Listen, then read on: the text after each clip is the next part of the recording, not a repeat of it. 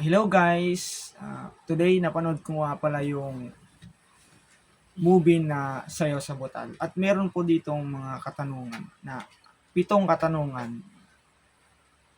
First of all, what did you learn anything from this movie?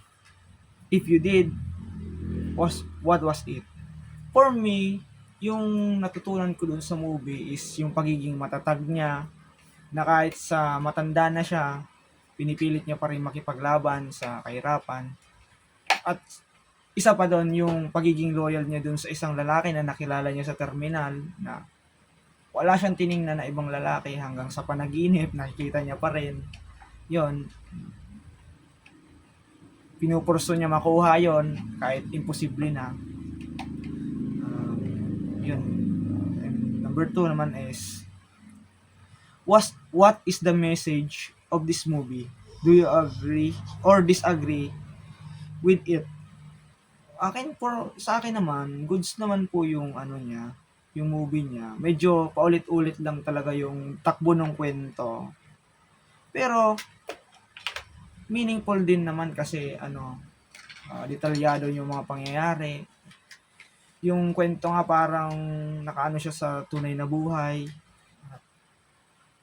Yung daloy nung istorya, para malinis naman yung pagkakagawa at detalyado din. Yan. And number 3 po is, was there something you don't understand about the film?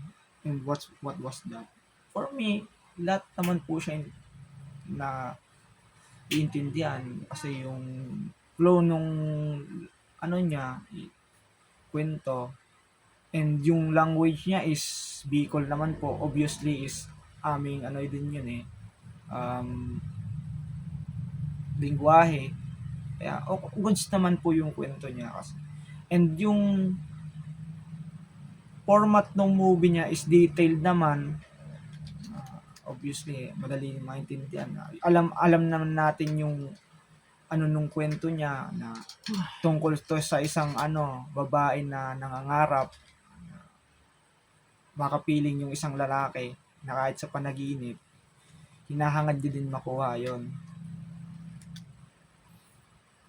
And yung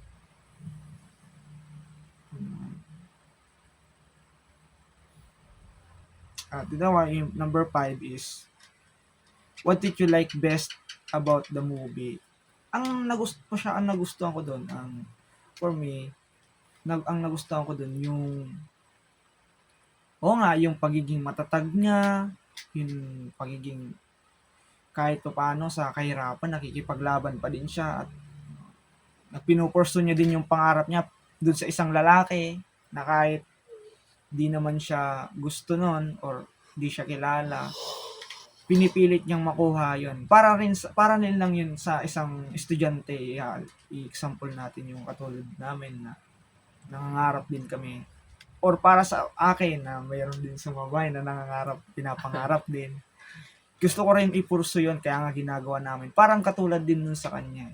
Inaano lang yung kahirapan niya. Kahit may kahirapan siya, pinupurso niya rin yung kahit imposible niya yung makuha, at least na pinangarap niyang makapiling yun. Di siya sa feelings niya. Ganun ba? And number 6 naman is, what did you like least about the film and why? For me, yung pagiging matatag niya, yung pagiging niya. If you had a chance to screenwriter, if you had the chance to ask the screenwriter a question, what would it be? If yung movie po is dun sa totoong buhay, kung hango po yun, gano'n. Kasi realistic, parang totoo yung kwento, yun lang po. That's all. Thank you.